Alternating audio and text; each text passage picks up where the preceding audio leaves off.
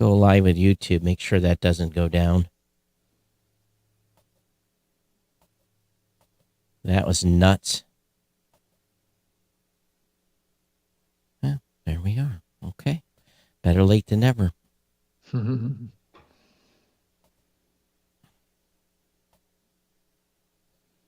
Let's see if Twitter gave up on us. Yep. I think Twitter gave up on us. It started and then it ended. Yep. All right. So we're not on Twitter. We're only on Facebook and YouTube. That's okay. Let's see here. Let's go. Welcome to the New Media Show, where each Wednesday at 3 p.m. Eastern, UTC +4, Todd Cochrane and Rob Greenlee take their over 30 combined years of leadership in the podcasting space to discuss, dissect, and deconstruct the current podcasting news, forecasts, trends, and predictions. Now here are your hosts, Academy of Podcasting Hall of Famers, Todd Cochrane and Rob Greenlee. Rob, we are almost not here. The tech gremlins were how should we say, is kicking Todd's can. So it was in full swing. Huh? Yes, it was. Yeah, that happens sometimes. Trying to go live. Sometimes things don't work. Yeah, but it's happened to me many times. I may have to increase your volume for some reason. Whenever you're on the bottom piece, I can never get you dialed in correctly. But we were supposed to have a guest, but our guest must have planned on something else, but we have a lot to talk about. Oh yeah, there's a bunch of stuff going on, and plus, some events. Yeah, why don't you start off by talking about Podstock? We can start with that. Yeah. Well, actually, I made a 2-event stop on my way to wrapping up at Podstock, and that was a podcasting event down in Trenton, New Jersey that Todd was at as well. So it was just a one-day event, but we spent the night down there. But I stopped at the Talkers Conference at Hofstra University on Long Island on the way down, and spent some time with the big talk radio folks, like the Sean Hannitys and the Bill O'Reilly was up on stage at this event, and just the big syndicated talkers type of event. It's an old school radio event. Stephen Goldstein was up on stage as well. He's pretty active in the podcasting space as well.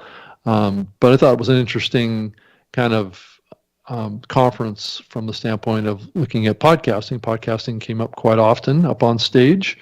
But that event was really about radio and the current state of radio. But I think there is a recognition that podcasting is part of the mix for them. But I still think that radio is still the focus of what they're doing. So anyway, and then I hopped down to Podstock, and that was an amazing kind of first year event in Trenton, New Jersey. Very, very well organized, and lots of enthusiasm. I would say, Todd. So, and lots of really good speakers. So it was a fun event. Hey Rob, why don't you go ahead and disconnect from that channel and come up on the other one? I just can't get your audio right while we're going here. But, okay, I'll drop out. Yeah, and then I'll talk a little bit about Podstock. Yeah, Podstock was, I was surprised because I had not been in New Jersey proper, I guess. And I'll be honest with you, I was pretty impressed with the Trenton area. It was a nice area, and I can see why people like hanging out in New Jersey in the summer, at least in the area that we were at. And it really kind of blew me away. I flew into Philly and drove over, and I went like, wow, what? I I'm used, Newark in that kind of area kind of sets a tone for New Jersey that, and for those of you who live in Newark, don't take this the wrong way, but it's a stark difference. Right. Well, it was a little more out of, in a smaller community. Trenton, New Jersey is only about 80,000 residents, so it's not a huge city or anything like that. So I think it was a little bit smaller, more quaint. And I think this event was held at a Masonic temple that was right on the other side of the Potomac River, I guess, where George Washington crossed, Right. I guess. So it had a lot of history, and looking back to the early days of the U.S., right? Yeah, and I think too is the Frank and Christina and Will that put on Podstock from New Pod City.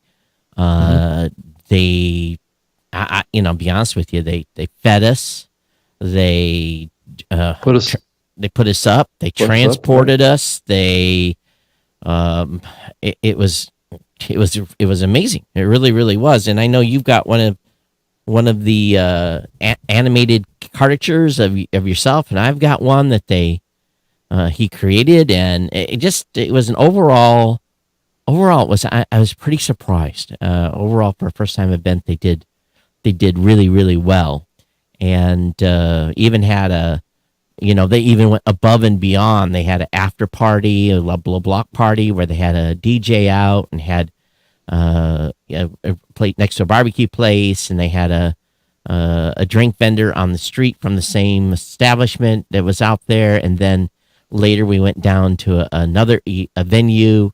So it was a long day. It was a 12-13 hour day for us for basically a 6-hour conference, but I think they did a great job, and I think he's got I think with a little marketing he could really grow that in a big way. Mm-hmm. Yeah, I think it really pointed out the power of podcasting to build community too in a local market. So it could be an example of what could be done in lots of smaller cities across the country too. I mean, as a terrific example to utilize podcasts as a strength, which is it's a medium that could be utilized more locally. And I think that was a little bit of the topic that came out of the Talkers Conference too, with the big talk radio folks, and the radio industry is one of the topics that kept coming up over and over again was local podcasting. I know Stephen Goldstein, which many of the folks that listen to this know Steve as well. He actually got up on stage and was talking about local podcasting as well. And that could be a way for podcasting to develop an audience that is a little bit of the next generation for, like a local newspaper or something like that. It could be local podcasting.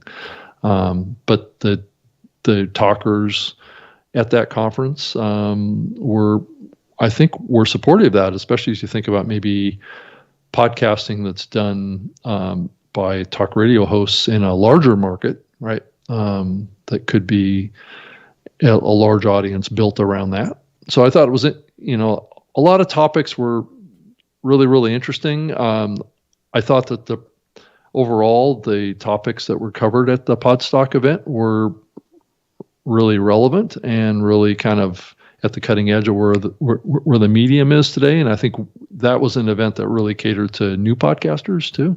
Yeah. Ones that were just getting started on the indie side. And I think more events that kind of address that market is important for us. And that kind of leads into probably another topic that we want to talk about on the show today is the open nature of podcasting.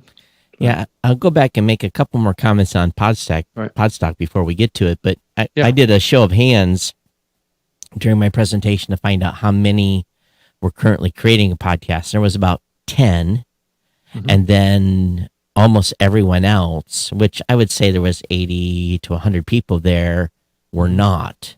So that told me really that this really was an indie event, and I'll basically give a shout out that they also opened this up for college students and high school students. The attendance to that for them was free.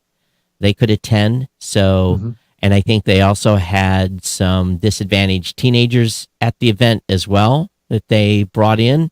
That's kind of what I heard afterwards. So I think that they really brought a diverse group of people in to be able to at least get some exposure about what podcasting is and what you can do. So I'm excited to see what happens with that group. But yeah, the topic of conversation you wanted to shift to is definitely was going on last week when we were doing this show was Spotify's basically saying, hey, we don't need RSS. We've switched everything over to an API because, well, essentially they want to be able to spy on people deeper. They want more data on listeners. Right. And in my opinion, was the gist of their switch. And they had made a comment that they had 4 million podcasts on their platform, and I kind of like did a big eyebrow raise, because if that's the number, I know what my number is, you know what your numbers is, Buzzsprout, Podbean, everyone else that's out there that has got shows going into that ecosphere equals at least another 1 million shows. And but they made the comment of that 4 million number that basically comes from their ecosystem. And I thought to myself, well, that's interesting, because the Podcast 2.0 platform only shows about 500,000 shows that have made a new episode in the last 60 days, a little less than. So if they've got 4 million, that means. Well, it does show, the podcast index does show 4 million shows total in the catalog. Right. It's just the 500,000 that are active is I think, what you're talking about there. Yeah, but not all of that 4 million is over on Spotify. So that tells me that they having turned off automatically getting an RSS feed on Anchor is resulting in a closed ecosystem for a huge, because they don't know any better. The listeners, the podcasters don't know any better, and they're locked in and they're in a controlled environment. Well, Todd, unless they're pulling shows in from Podcast 2.0 or the podcast index. I don't think they are. They're not actively going out and adding shows. They're not going out and just building a directory. They've never done that. It's either submit through their portal, submit through one of the hosting providers like us and Libsyn and Podbean, everyone else that's integrated, and the direct number shows that get added automatically from Anchor. Now, here's the even more crazy part. There was just a mention made by WordPress that they're going to allow any WordPress site blog posts to be made into a podcast to be distributed on Anchor. So this is just going to open up a whole can of worms. The good luck with that, because spammers are going to have an absolute heyday. You're going to now have shows on Anchor that are nothing but spam. And that'll automatically get into the Spotify platform. Oh my gosh. I don't even want to think about the mess that's going to create. But there's simple fact that they are trying to push away from open RSS is very concerning. Todd, I do wonder about the timing of all this, because there's a lot of talk about YouTube getting into the medium. And you think about what YouTube has a history of is building a closed ecosystem. After what I saw at the London conference, the podcast show in London, YouTube is all in on podcasting. I did a post on Twitter about this just prior to the show, and it does make me wonder if Spotify is more concerned about YouTube right now, and the direction that YouTube's going to push, and they're trying to get ahead of the game here.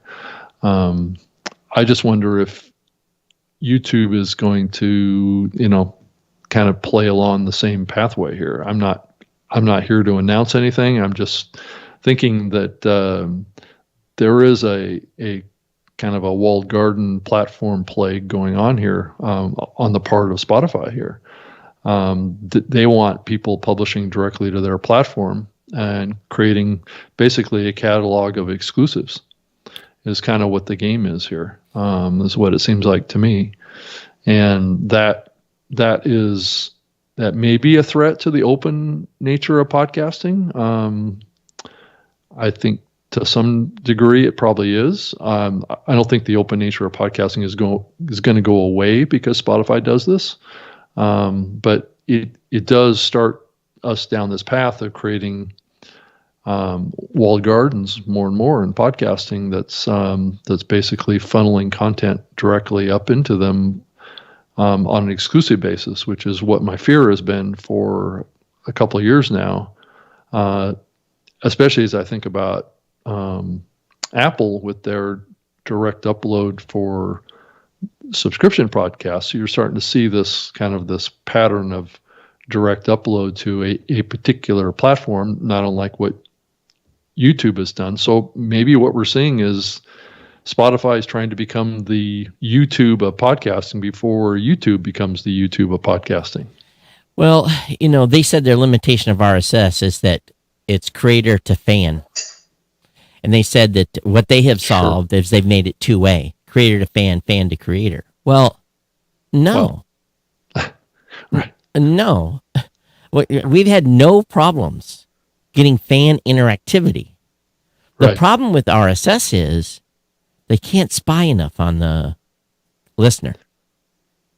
That's what a lot of advertisers want, is deeper metrics into audience, right? And listen activity. I made a comment on Twitter that any podcaster right now that is, in my opinion, using Chartable or pod sites, they're just handing over their listener data to Spotify. They're just saying, here you go.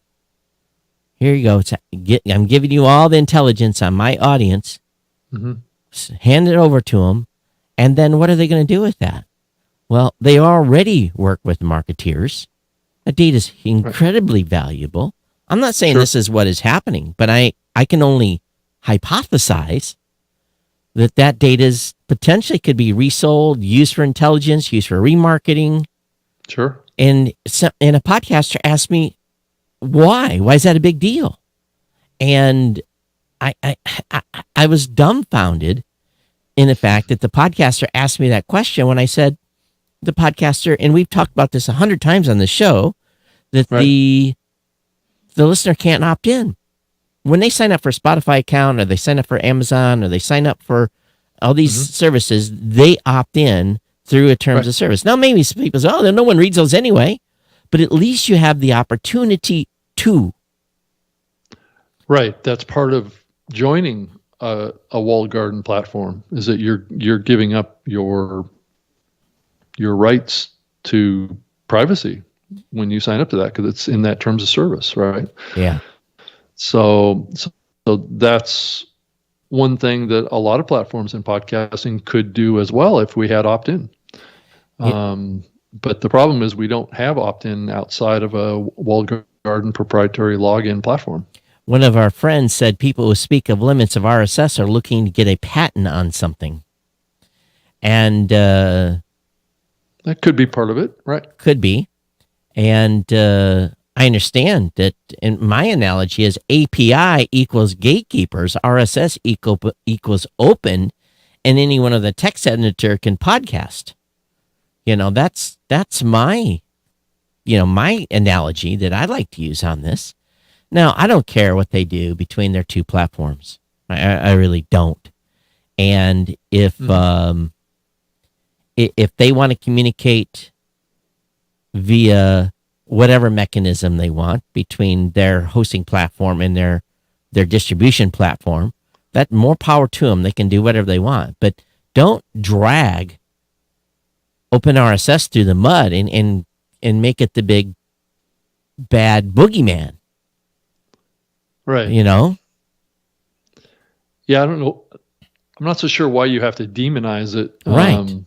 And still build out your own platform. I'm not sure what the purpose of that is. I mean, it's kind of an aggressive move, is what it is, and I'm not sure who it really accomplishes much for. And I saw something else where someone said that they monetize 14% of the 7% that is podcasting. So that's 1% of the listening is monetized podcast content on their platform. So, it's kind of a long way to get there. But, if you consider that 8% by volume, at least for my platform, 8% by volume is kind of the average audience share download-wise. I mean, we're just talking pure downloads. We're not talking about audience. We're just talking about pure downloads, pure listens. That, so when, I guess we shouldn't get too upset. I'm glad they only control that much. Yeah. Yeah, I think that's the key takeaway, Todd, is that the impact of this isn't going to be as big as I think everybody or a lot of people might think it is. And then I also saw that Spotify acquired a AI voice platform, Sonantic, here as well. The kind of tagline for that is dynamic AI voice platform that creates compelling, nuanced, and stunningly realistic voices from text. Right. Hence the WordPress integration and being able to send over a blog post and making it into a podcast that will be on Spotify. I am sure that will be incredibly compelling content. Right.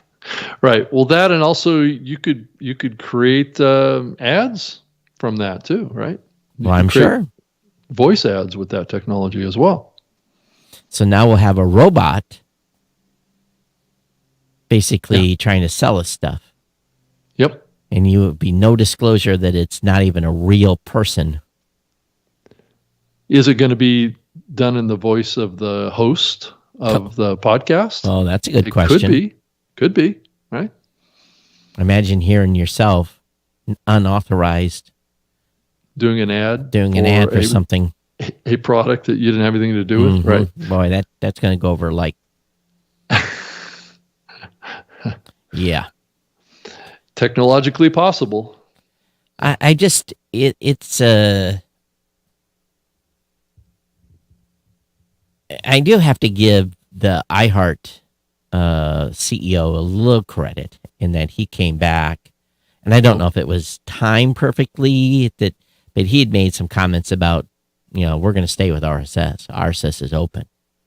Connell, who you're talking about. Yeah. Mm-hmm. So he'd come back and said that, but it's just I don't know, my ire gets raised, it's the thing is the limitations on RSS at this point is self-induced. It's self-induced. We have already significant expansion of RSS through podcasting 2.0. And there's a lot of stuff that we want that could be implemented by a variety of players that could really increase interactivity, cross-communication discussions, and still keep everything open. But that doesn't play into a strategy of exclusives. So. No, it doesn't. As a matter of fact, it plays against it. Right. And again, API equals gatekeepers, RSS equals open. Yes, we can expand and improve and make the space better. There just has to be a will to do it.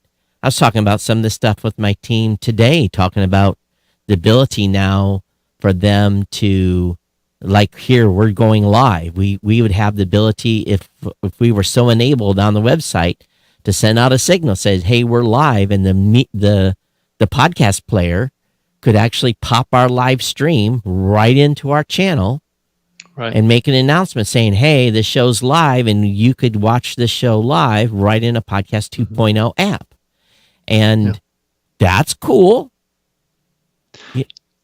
Yeah, no, I agree with that.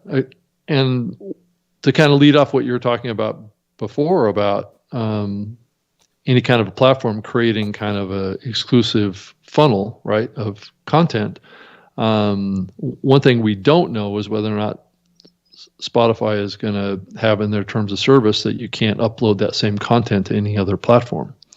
I don't know if that's in the terms here, but my fears may be coming true more and more. Is that if it is not in there, where it has to be exclusive just to Spotify, which I don't know if they're going to go that far or not, but if they do, it's going to create and if they don't have that in the terms of service where you can upload to other platforms with the same content, that's going to create pressure on the market to have each of the listening platforms create their own upload path. Yeah, that's not good. Yeah, and that basically, eliminates or starts to erode the benefits of a RSS-based syndication strategy, which doesn't really accomplish anything if you really think about it. I mean, if we're forcing content creators to upload directly to every proprietary platform separately, wasn't the open RSS much more efficient way of doing the same thing? Even with the initiatives that Apple has recently announced that we're part of, the RSS feed is still master. Mm-hmm. And they're not depreciating RSS at all. Mm-hmm. It's RSS is master. They very specifically said this will remain the master. Mm-hmm. So we'll have to watch that, and make sure that is indeed the case and that the RSS feed is still king. Right. But it's one of those situations here where I think we have to continue to watch the watch space. Now, I don't know if you wanted to talk about this anymore, but I got a couple other interesting things that have happened. Some news that came out today. Mm-hmm. There's two things. One was about Google, and reported in Pod News how they're blocking and hiding some podcast episodes that use the word lesbian in the episode title. And so it is interesting that it's not available. That particular episode for that show is not available on Google Podcasts in the US, UK, or Australia, even to logged in over basically users that are logged into Google for Google Podcasts. It's not available. So they said there's nothing adult in the episode, says the podcast creator. And Google is using the actual RSS feed from that show. So that's makes me go, Now, I know someone else that is on a regular basis tossing out episodes too. And as a matter of fact, I get a report of it every week on what episodes were thrown out by another platform. So Spotify throws episodes out all the time. Right. So, you think you've got a free run over there. Well, it looks like that is not the case, but this is concerning.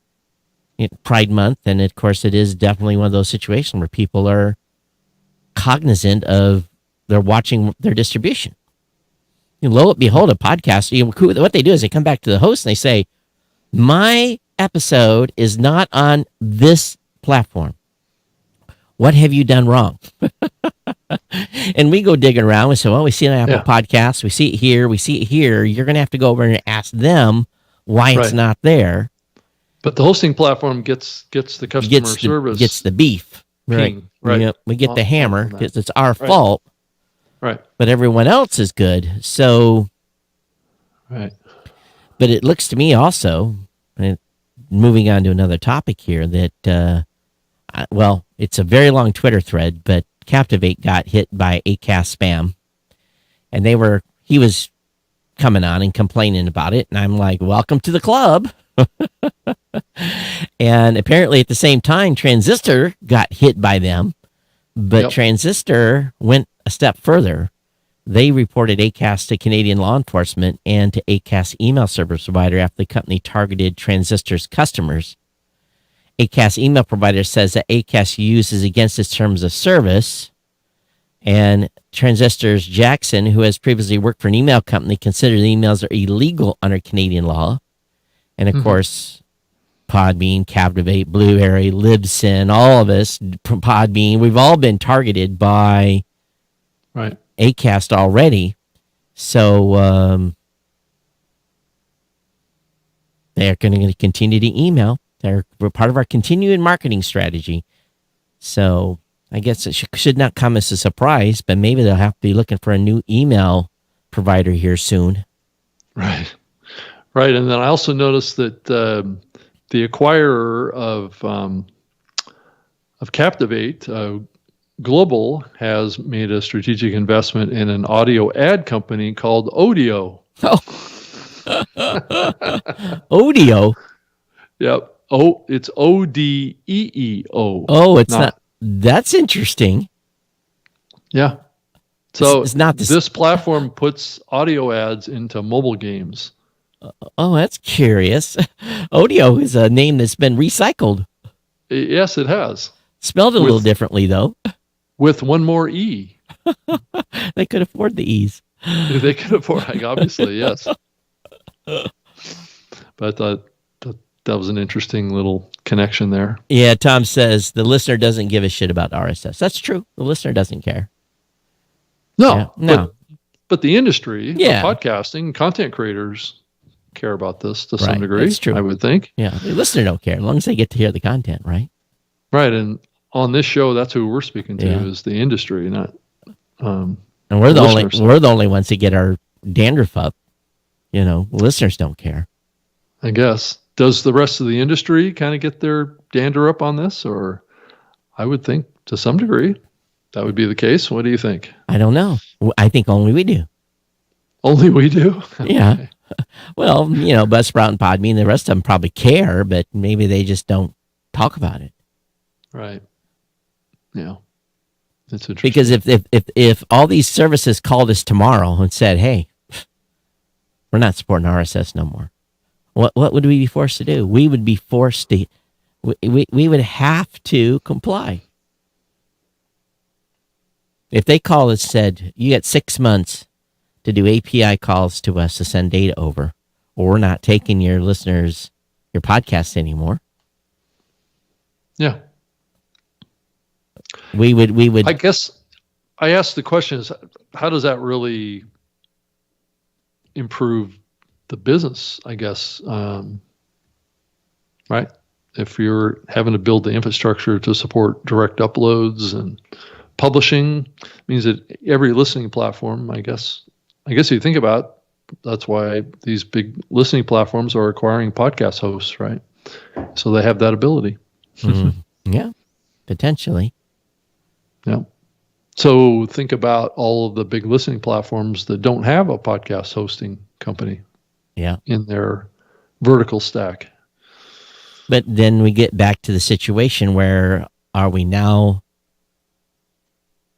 one API call away from failure of a show getting distributed someplace and lots of tech work to make it work instead of a very simple distribution method?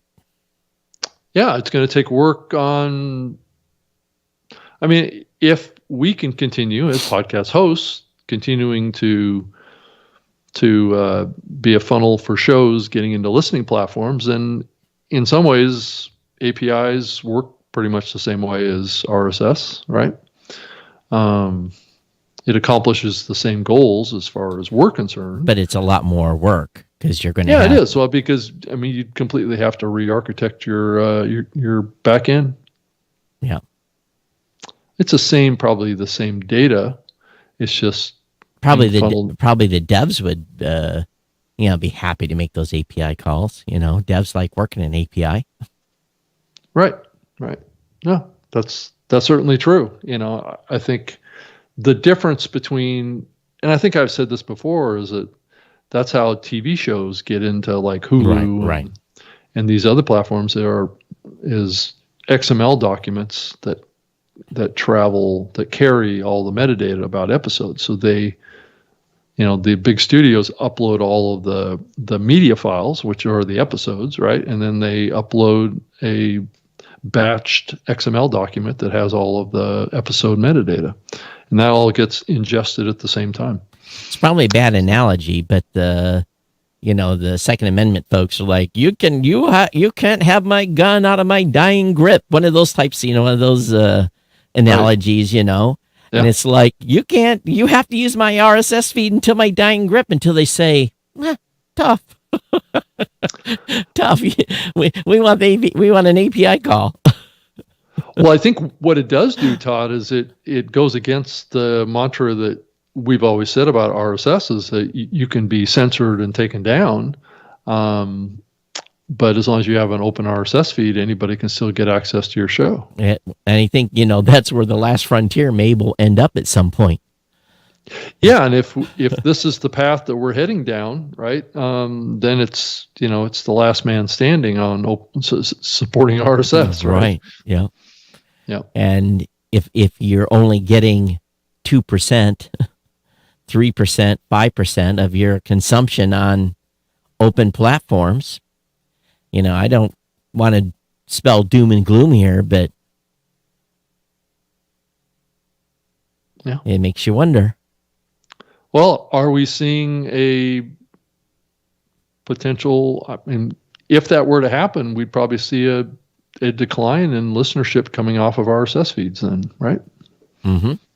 And guess what would happen then is, as long as the media was still served from us, we still could get metrics. Mm-hmm. But again, the question it would be, well, I don't know. It'd be interesting, to see what would happen there. But as long as that the only pathway isn't direct upload, forcing podcasters to go to these big listening platforms and publish their episodes, manually, directly. Yeah. So as long as that doesn't happen. But it sets the tone for gatekeepers. I guess if there's fewer listening platforms, maybe there's only 2 or 3 listening platforms, then maybe that's more realistic to have that happen. God forbid. But technically, for the majority of shows, there's a handful already. It's Apple, it's Google, Spotify, 3 or 4 apps that make up, and then the rest are even iHeart's less than 1%. Yeah, and then those other smaller ones are pulling from the Apple API, right, or to populate their catalogs. Well, some of them now are building. Apple could turn that API off. Oh, they're never going to do that. I don't think they are either, but they could. I don't think so. And then I don't think they are either. And then, well, that would be the worry. But that's all part of the Podcast Index initiative, is to ensure it doesn't happen. Right, or there's a backup plan. There's a backup plan, yeah. Right. That only the hardcore, you can't take this out of my hands crowd will be. Right. That's true. But I don't know. I don't see anybody. Hope, they can do whatever they want. It's their platform. And if it means, actually, in all honesty, if it means less anchor shows on Apple Podcasts, that's great. It just makes everyone else have a much higher chance of discovery amongst all the graveyard of dead and non-updating shows. Right. So that's their issue that they have to manage. Hey, Todd, the Rodecaster Pro 2 goes live. Thanks today. Yeah, it's 7 p.m. New York time tonight. Oh. Do you order one? No, I haven't ordered one. I'm perfectly happy with my Rodecaster Pro 1. Yeah, me too. I don't see any need to jump. Now, there was a thread someone started. What do you think is good and what's bad? And the main thing people are complaining about is the headphone jack. And matter of fact, I'm kind of laughing because I look down here and I'm like, oh yeah, there is a headphone jack there. I don't even use that piece of it. Yeah, I actually use that all the time. What's missing on the Rodecaster Pro 2 is the TRRS plug in the back, which was a hot item. Remember back when Clubhouse, right? Trying to get on Clubhouse into your Roadcaster. So how do you attach a cell phone now to the Roadcaster? Bluetooth? No, the new Roadcaster Pro 2 is supporting two, I guess, what was it, C ports? So you can plug your phone directly in via using a USB C adapter. And somehow that's gonna. Well, that'd be interesting to see how that works. So here's a catalog for the new one. I got this in London. Yeah. So I saw one in person in London, and I think there's only a few of them because we had a road rep at the Trenton show. Yeah, and he hadn't even seen. Well, he had one in his office. Yeah. So, but it's kind of weird. The firmware wasn't ready, so people got these without firmware. So yeah, as far as I know, they couldn't even turn them on. Oh, so until tonight.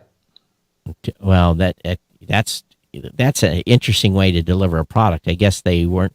The hardware was ready, but the software wasn't. Well, I think most of the units that were sent out as demo units. Oh. They weren't to paying customers. So I think as of tonight or today, or I think they go on sale. So probably we'll see a whole bunch of reviews that actually have the firmware popping in. And I would imagine, be honest with you, I don't think I would buy one even if I needed one for a little while, because I'm sure it's going to be on rapid updates. If they're sending the code out now, that means they've rushed to get it out the door, and probably they're going to be, they've sent it out with the bare minimum. It's probably going to be a little bit glitchy. And so the catalog has more detail in here about the actual device itself. Mm-hmm. And it uses the term revolution preamps, which means that it's got a whopping 76 dB of gain into each of their that's pretty impressive. Their XLR ports, which could mean that you don't need to get a cloud lifter with your SM7B with this device. Someone saw a YouTube video of someone using an SM7B with the Roadcaster, and it was fine without the cloud lifter. On the Roadcaster Pro 2? Yeah. Well, nobody's been able to use it yet. Well, there's someone said they saw a video, so okay. Maybe it was a manufacturer video or something. I don't know. Well, I guess we'll find out. Yeah, because I believe the cloud lifter adds what, I think 45 dBs. I'm not sure. Is that right? I'm not sure. I think it adds like 45 dBs to your preamp that you have right now. That puts it over probably 76 dB. This mic is hooked to a Solo 810. It's not an inexpensive tube amplifier. So, do you have any idea what kind of gain you're getting out of that tube amplifier? It's set to 4 out of 10. Oh, it is. I don't. Okay. It's got a knob. I don't know. It's it have no clue, but it's plenty. Yeah. For $1,200, it better be plenty. I would think so. Right. So it says ultra low noise level on the preamp. So it says they eliminate the need for microphone boosters or lifters or external processing. Well, that's good. So, that could be worth it right there, because if you think about it, if you have to get a cloud lifter for each of your SM7Bs and you want to have 4 of them, that can get a little expensive. I think they're like $70 a piece or something, aren't they? I thought they were over $100. I think they were like 150 each. Oh, that's interesting. Or 125, 150. It's made by FET, right? FET Cloud Lifter. Yeah, I think they're over $100. So if you think about the 4 inputs and you want to have 4 SM7Bs, that's an additional $400 you have to spend in addition to your microphone, plus in addition to your mixer. So if this little mixer, and its footprint is quite a bit smaller than the Roadcaster first gen. Mm-hmm. That could save you $400 right there. It's worth the extra $100 because I think this one's going for $699. I think it's that company's. Oh, Fethead is the company. Oh, it is. Yeah. So they're 90. Let me look here. Inline mic $99 for the single line cloud lifter. So inline so microphone. They've dropped in price. Preamp is $99. Yeah. Okay. Yeah, because I think I paid over $125 for mine. Yeah. But still, $400 for 4 mics or $200 for 2. That adds up. It does. Especially if you're using one of these things. Mm-hmm. That these things are already expensive enough. I used a Fethead on. Well, matter of fact, the microphone's sitting right here, but it's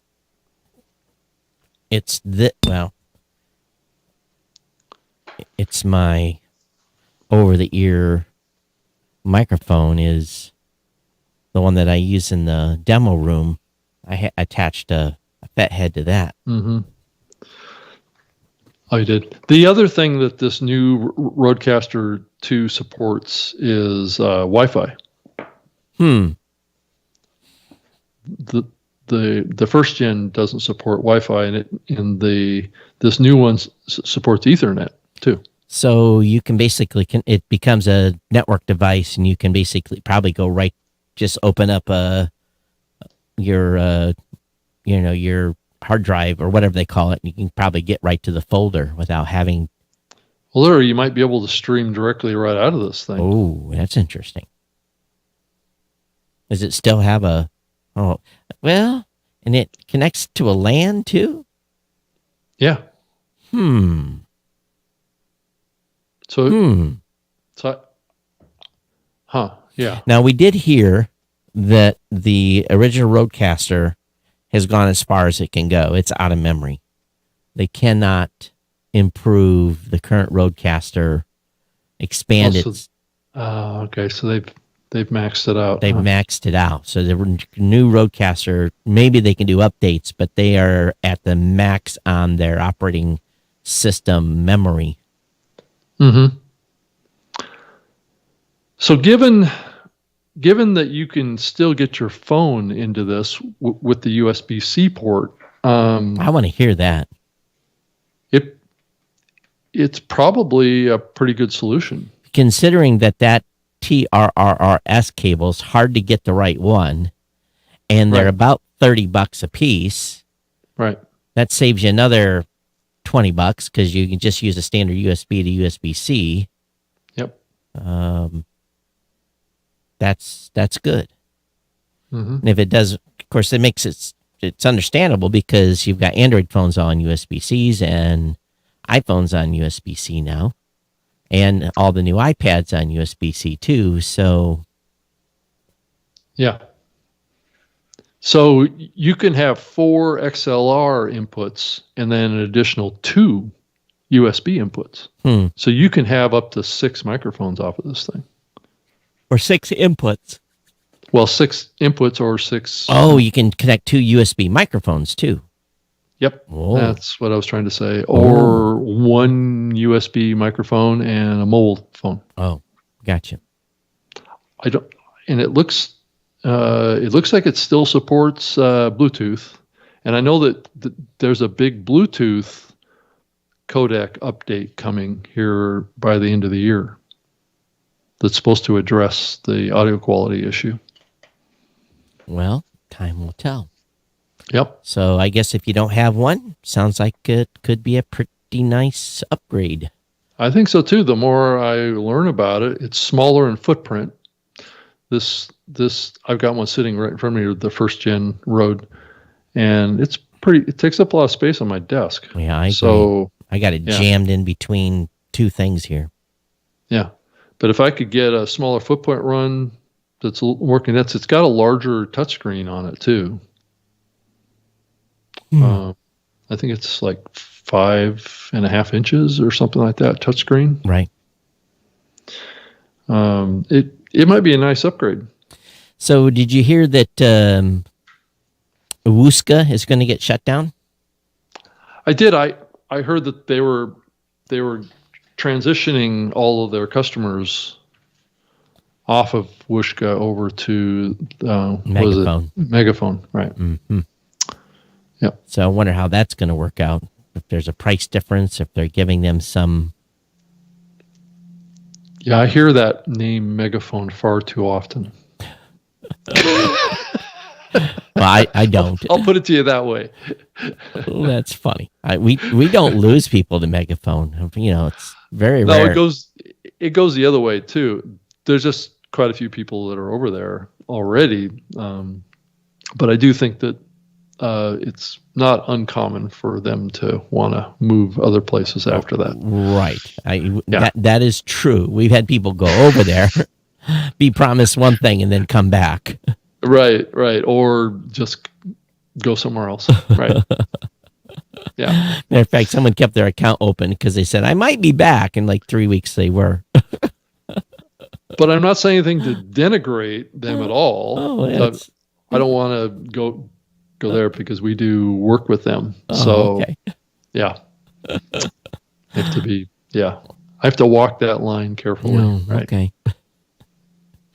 I don't really have anything bad to say about them. I just know that people leave and then come back to us from them. So it's just a constant, that word comes up more often than I'm comfortable with. Let's put it that way. That's funny. So one thing that caught me a little bit by surprise was an article that said a prisoner on the run has appeared on a podcast. Fugitive Gregor Gray appears in the latest episode of the Chop Shop podcast. So Wow. was this in person or virtual? And, what is the legal status of talking to someone on, a podcast? If they were with you in person, and they're a fugitive, well, that could be tricky legally. Now, if they called in virtually, it might be a little bit more covered, but Right. So Todd, I talked to a guy when I was over in London, and he's putting on the Podfest Berlin event. So I don't know if you've heard about this or not, but I think I heard rumors. There's a Berlin podcast festival that's happening this coming July 16th and 17th in, of all places, can you guess where? Berlin. Wow. Okay, you said Berlin, so I'm like, Well, I didn't say it was, okay. Yeah. And if you want to go check it out, it's at podfestberlin.com. There's some common words here than I've heard before. Yeah, I think so. Except for the Berlin part. Right. Yeah. That's new. But it's coming up pretty quick. Just in just a few short weeks. So have you, obviously, you know what's going on with She Cop Podcast because Elsie works with you guys. And when I heard where the venue was for She Podcast, my eyeballs kind of got big. Because have you ever stayed at the MGM National in D.C.? MGM National in D.C. No, I can't say I have. I have. That is a nice place. Very nice. I bet it is. It sounds like it would be very nice. Very expensive. I was like, wow. It's, and of course, and there's not a lot around there. So if you want to go out to eat, I think you're going to kind of be stuck in the MGM. It's really, there's not a lot around it. There's like a Hampton Inn or something that's, maybe a half mile away or something like that. But I was like, oh my God, that's me. I hope they get a good hotel rate because it's normally like $400 a night to stay there. So it's not an inexpensive venue. Yeah. But it's typical casino. But they do. I have been into their meeting areas and stuff. It's really nice. So they've got a great venue they're going to. So they're supposedly expecting like 600 to 800, I think is the number I'm hearing for She Podcast. Wow. Okay. Yeah. So ladies, if you are not signed up yet, make sure you get over to She Podcast and get your ticket. But, and it's, one thing's very easy. It's going to be easy. It's 20 minutes from National Airport. So a quick Uber over from the airport and you'll be there. Don't fly into Dulles. Definitely fly into National. National, right. That's always the best way to get in there. Yeah. Especially if, because it's just right, come up if I remember correctly, the Potomac, come right up and boom, you're there. So. Yep. That's close. So there's all sorts of podcast companies bubbling around over in Europe. I know that there's an Italian podcast publisher called One Podcast. They've launched a new premium podcast subscription channel exclusively on Apple Podcasts, and I guess there's there's Podimo in the Norwegian part of the world. Oh, they've been around a while. Yeah, right. And Le Figio in France. Oh, and I talked to a person in I think it was in London that was going to be putting on a podcast festival in Paris too. So coming up, if you want to be a world traveler and still be involved in podcasting, there's more opportunities than ever. And also the Podcast Awards nominations start on July 1st. That's right. That's right. I saw that. Get your registration in. Time is bubbling close to that time period. So It is. And you're going to award the winners to that in September, like normal? It'll be on International Podcast Day, September 30th. Right. So working on the agenda there. I got some help. Got someone helping me this year. So maybe there'll be able to be I don't know. We'll have this. I haven't figured out exactly what I'm going to do for the award ceremony. I'd like to get a different face to be the host of that, but we'll see. So I guess there's a new sports podcasting network that's growing, I guess, and trying to challenge Barstool and the ESPN folks, called Blue Wire. I thought that was interesting. Says they expect to double their revenue to $10 million in 2022. Wow. Sounds like they're doing well. It's a good size challenger to those other folks. That's a good revenue number. But if you think about the other two, they're behemoths. They're huge. Yeah. So, their revenue has, ESPN's in the stratosphere, then part of Disney. Yeah. The other company's probably plus 100 million, I would think. Yeah, I'm not that far away from the headquarters of ESPN. So yeah, I've been in both of those companies' offices before. So Bristol, Connecticut. Well, the folks I deal with ESPN are in Manhattan. So yeah, well, there's multiple offices, and then Barstool is in Manhattan too. So at least they were one last time I was there, which was a couple of years ago. So, but both really nice. You go into those offices, and those are well appointed. With well appointed addresses too. So they, you don't get into the floor you're wanting to get into without having a pass. Let's just put it that way. Right, Todd. I can't remember if we talked about LinkedIn at all. Not lately. The only thing we've talked about LinkedIn was streaming a little bit, but we haven't talked about them too much. Well, they've launched a podcast network. What? Yeah, it's called LinkedIn Podcast Network. Who was on it? They're kind of doing deals with shows. You can submit your business podcast over there to be part of their network. I just Googled it and found it here. It says the voices at heart of professional conversations.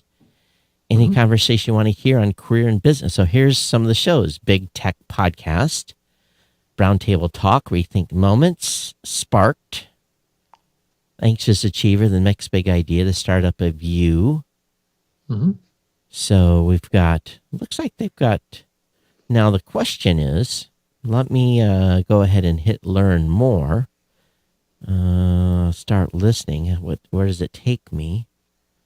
It takes me to Apple Podcasts. So it looks to me like they've just done licensing deals. So let's that's all they've done. let's go ahead and look at this. Oh, it says it's from LinkedIn. So it's actually, the show links back to LinkedIn. Oh, LinkedIn has a podcast channel. That's interesting. All right. So those shows are, it looks to me like they are exclusives, because they all link back to. Well, they all put the little LinkedIn logo on them, on their artwork. So I'm just looking to see if there's a, they do have, like this one does have another website. So are you showing it to? Showing to the audience. Yeah. Our viewers. So this one, this Roundtable Talk podcast, they do have so they have their own website. It's interesting. It is a LinkedIn show, but on their website, you can't tell. Oh, yep. There is a big LinkedIn, but that's what they've done, is they've signed shows, but it looks like these shows have been able to maintain their, let me look at this one here, Rethink Moments. Let me search for that one. Yeah, but I felt, I saw this, and I've been kind of keeping a little bit of an eye on it. It would be really interesting to me to think about LinkedIn getting more involved in podcasting, right? I mean, I guess if you map it to what we just went through with Facebook, there's probably some overlap and concept that could be done there. But I think it's an interesting, it's part of Microsoft, which kind of has a unique connection to me to some degree. But they're two separate companies, though. Really, at the end of the day, they operate separately. But I think it's an interesting connection that they have close to 1 billion people on the platform. So if LinkedIn chose to get deeper involved in podcasting beyond just this network that they're doing, I think that there's a terrific opportunity for them. Here's the interesting thing is they have a listen now button on the Rethink Moments. This is with Rachel Botsman, and you click listen now. It's Apple Podcasts, Spotify. And if you're over on LinkedIn, there's no way to listen to these shows on LinkedIn. So it's the strategy is curious in that they're driving it to other listening platforms. And you can't even, this gal's particular website, you can't even play the show on her website. That always blows me away. Of course, it's 9% of people that find the show on a website and listen. But why would you not have a player on your website? It always baffles me a little bit. Let me look at this particular show here. And again, I guess people are assuming that. Let's see here, podcast.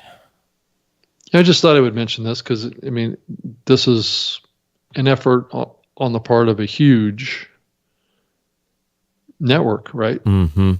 That could have a consequential impact on the podcasting medium if they really got involved in it at a deeper level. Yeah. Interesting. So I don't find for Sparked, I don't find an actual website for them. I find, see, this is the Google listing for that show. I found a pod link. Yeah, I don't find their actual website. So it's just interesting, the strategy there for some of these, and that you can't even, this one you can actually listen to the content on who's hosting this? Can I see who's hosting this media? I think it's all over the place. I think it's probably Megaphone. Oh, really? I don't know for sure. Yeah. If all of them are there, or if some of them are. So the RSS feed, let's see here. I can always go to the RSS feed and look at the RSS feed. It's Megaphone. That word keeps coming up. So Megaphone's working with LinkedIn. Yeah. So, the News Titans, Spotify company, right, is hosting the LinkedIn sign shows. Well, that is absolutely bizarro to me, but I guess. Right. What can you say, right? Right. Because I don't want to say that word again. Sounds like you're worried about it, Rob. I'm not. I'm just teasing more than anything else. I got a little deeper information on this this Namano. The $3,000 thing. Right. I think it's an interesting thing. I got a little deeper demo on it. Their rep that lives down in Brooklyn came up to meet with me up here, and so he and I sat down for half an hour, and he just dove into it big time. They're looking for feedback. Oh, really? Yeah. Make it $2,500 cheaper. Right. No. Well, I think it's taking the platform that they're creating and then making, potentially making a derivative service or device out of it that really fits with a much larger market opportunity, right? So, and I thought that the conversation was interesting from the standpoint that Rode actually has, speaking of, we've been talking a lot about Rode here, they have a very similar type of solution right now too. Those little square little clip-on. Yeah, it's been out in the market for quite a while. It's you basically have one receiver and two transmitters. It's right. It's wireless, but it's you can do two at one time. Right. So it's a very similar type of solution to this little device, and I believe it's a lot more cost effective. Might be a good way of saying it, or less expensive of a solution to accomplish the same kind of thing. But I think what Rode doesn't have is the deep AI spatial audio type of capability that this thing has. Did it really make a difference? Yeah, I think it sounds good. I think where the challenge comes in to some degree is each of those little devices, and I can't remember if the Rode does this too, but each one of those little square clip-ons actually is where the audio is recorded. It's not actually recorded in that base station. And then once it's a little bit like what Riverside does or any of these others, where the actual microphone and the device actually records it, and then when it's completed, it's uploaded. I think it's recorded on the master. I think it transmits and it does record not on the device. I don't think it records on the device. I think it records on the master. Right, which is the receiver, right? Right, that then is plugged into, let's say, a mobile phone or a computer. Where this Namano device actually records inside of those little microphone clip-ons. Right. And so I think what you get out of that is maybe a more reliable recording, because it does make a connection with that base unit that utilizes Bluetooth, which can be a little unreliable, right? I don't think Rode uses Bluetooth. I think they actually use... so what's that? So if you go to Rode...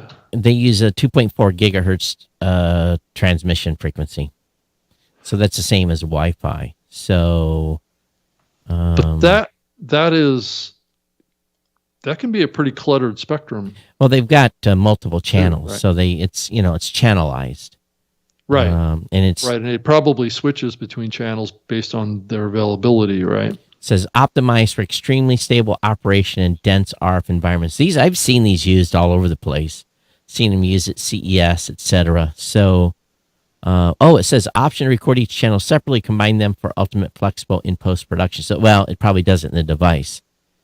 But here's the thing: the Rode is $299. The wireless Go too. Right, right. Well, I guess you can get one that just has one microphone and a bass unit, and I think that's 187. Yeah, but I understand what they use these. These are typically used for people that are video blog, video Right. YouTubers and stuff. They're using these a lot. I don't see a lot of podcasters. At least I haven't seen a lot of podcasters using these. Not that they can't, because nothing beats this right here. But if you're doing an interview show and you got the person in front of you and you clip this on them, then you might be. It's easier than having to worry about them staying in front of the mic. Yeah, I think one of the challenges of this Rode is that it doesn't have a lot of audio filtering and signal controls. It's just it's microphone, and it records the way it is. I'm sure. This Namano.co device is going to apply a lot of advanced audio processing. Mm-hmm. So you could conceivably see that take what this Rode has kind of, I think to some degree, kind of pioneered this, and potentially create a device recording platform that would basically eliminate any echo, any background sounds, because it has what's called a spatial audio sensor device that it picks up all the sounds excluding your speaking voice or what's coming in through these microphones. It basically filters all that sound out, right? So if you're sitting around a table in a room and there's echo in this room, or there's just really kind of background noise, there's trucks going by outside or a train going by, something like that, it'll actually filter that out of the audio. That's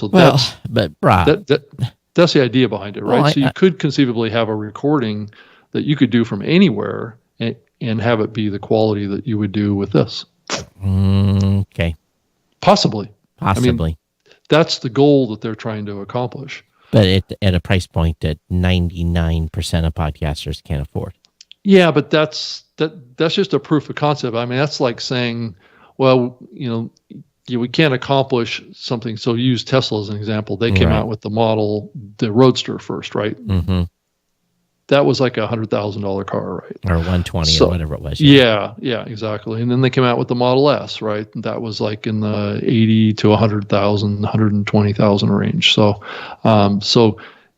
companies like this put out products that are at the high end so they can build the tech out, right? And then they take derivative products out of that. So that's kind of what they're starting to think about now with this, is that they've created this solution, and well, how do we take that technology and build it into a mobile app, and then have a couple of these little microphones that you can take with you with your mobile phone or your laptop, and do the same kind of thing. And you could have up to 4 of them, and everybody just clips on these little clip-ons, and you could record a podcast right there without having to have all the wires and all this whole setup, right? Well, if you have the ability to get the price down, then great, but until then, it's a pipe dream. They got to survive their startup stage and get to the point where they can get the price down. That's right. I mean, and it's finding a market for the device they have right now, right? So they need to find some people to buy that $3,000 unit that they have right now. And I think it's probably going to be the fictional storytellers, right? It's probably possible. Potentially, yeah, I guess. Yeah. But Well, I guess we'll see. We'll see. We'll see what happens. Yeah. Yeah. Well, with our delay of getting started today, we're at 4:30. Oh, we are. So Okay. I guess we can pull the plug on this thing. Sorry about getting a little short. Well, you guys have asked via our survey that you want a little shorter show. So that's Really? yeah. Is that what they've said? Yeah, they said they want us to run a little shorter show. So what's a little shorter? Well, we didn't define it. That's what the comments been is that they'd like to have a little shorter show. Like maybe limit it to an hour? How can we get through just an hour? So, we'll Can give, I don't know. But if you Can we disagree, just do an hour? if you disagree with the survey link will be at newmediashow.com, and you can take the survey and tell us what you think about the show and give us your thoughts. But it's new media. Go ahead. Yeah. I'm all right with doing an hour. That's fine. Well, we'll wait till the jury's still out, so we'll see what comes up, and we'll see if the trend stays there that we would wish they're probably gonna say we want to do a shorter show but more shows, and no, we've been there before. No, we're not going back to that. So we're not going back to that. Huh? No, I need my weekends. Saturdays are now sacred. I get time off. Monday and Fridays come to mind. Oh, no. Mondays are the worst day in the world. Tuesdays and Fridays. You want to see I'm just kidding. You want to see my calendar? I know, I'm just kidding. Believe me, I'm not advocating for that. I was thinking maybe I was going to be able to just take, 4 or 5 days vacation at some point. I'm looking at my calendar for the next month. I'm not going anywhere. I'm staying right home. Yes. I go to my campsite in the woods and hang out. That's what I'm going to do. So are you fully up with your Starlink? Yeah, stuff. Yeah, it's all. I haven't tried to do a show from there yet. So we had a big rainstorm. It's about 105 here right now. It's crazy. We got heat warnings on.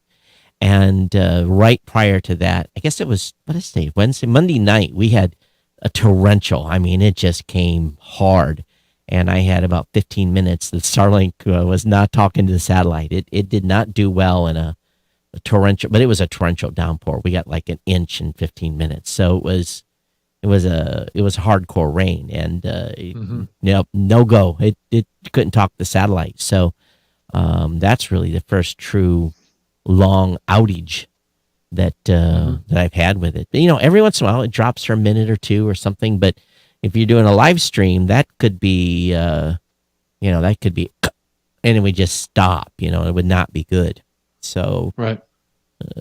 Keep watching it, and it seems to be. My sister says she has one. She says in the morning she sees more outages in the morning than in the evening. So I don't know if it's the constellation, but it shouldn't matter. They're always on the move. So, As a matter of fact, the line of satellites at my dish doesn't even move. Some people's moves all the time. Mine just stays locked to a certain.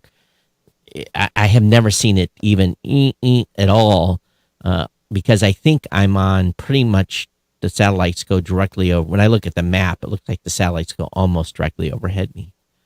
And so are they considered kind of geostationary? No. They're low. They're low Earth orbit, so they're on the move continuously. So it's changing all the time. Actually, there's a website you can see what you're connected to, and you're usually connected to 8 to 10 satellites at any time, maybe 6. And my uplink goes from where I'm at here in Michigan to Chicago. That's where my downlink is in Chicago. So when I do a speed test, it looks like I'm in Chicago. Ah, interesting. Yeah. So everyone gets assigned a ground station, and I'm connected to a primary, not a. It's like they have primaries and they have subs. So I go right to a primary. which makes sense. Chicago is, that, at that altitude up and down, it's like, it's not a big deal because I'm close. I'm, 160 miles from Chicago, but at, 100 miles up or whatever these things are at, it's, it's just a few degrees. Yeah, that's cool. It is. That's cool that you're getting fast speeds. That's what you want. I've actually been watching YouTube videos in 4K. So Wow. that was never possible before. It was all 720p at the most. So, yeah. Okay. I guess we'll get out of here. It's Todd at blueberry.com, at Geek News on Twitter. I'm on Twitter too, at Rob Greenlee, and you can send me an email, robg@lipson.com. Happy to talk with you, and maybe next week we'll have a guest. Yeah. I don't know that we have to have a guest. Yeah, potentially. So it'd have been fun if the person that was supposed to be here was here today. Matter of fact, if you want to know who it was, is on the YouTube, because I'm going to have to change YouTube channel title. Oh, Because it with New Media Show with and the person's name. So right. Other than that, everyone, thanks, and we'll see you back here next Thursday. Send us your comment. As a matter of fact, we did get some comments on email. Some people have been emailing us. Let me go look this up. I got an email from Carlos. Carlos, thanks for your email. My personal opinion at NFTs are, it's with the crypto market and everything going on right now. I know what you're trying to do, but I'm not promoting NFTs on this show. Sorry. And I know that you've got a podcast with NFTs, but I don't know, Rob. What you got any opinion on NFTs? I don't know. I mean, I think it's an interesting potential model that that there are people that are embracing it out there. So I don't know, long term, given what we're probably about to go through with the economy, how much traction there's going to be gotten with it is the big question mark right now. I don't know, Todd. This is a deeper subject, but do you think the economy is going to have an impact on podcasting much? Didn't last time. We'll see what happens this time. We're not seeing any signs of it yet. Yeah. So I think if nothing else, it might get people to reposition and work harder at their podcasts, especially if the economy goes south. And so we'll see. We'll see what happens. One thing's for sure, it's not getting more expensive like a gallon of milk or a gallon of gas. Well, that's true. Yeah, that's true. But time will tell. All right. Sorry, we're going to get out of here now this time. So everyone, yes, we are. Thanks for everybody. And and Doug, I don't know anything about Reno in October, so send me an email on that. That just came into chat. But anyway, everyone, we'll see you next time. Take care. See you next time. Bye-bye. Okay. Bye.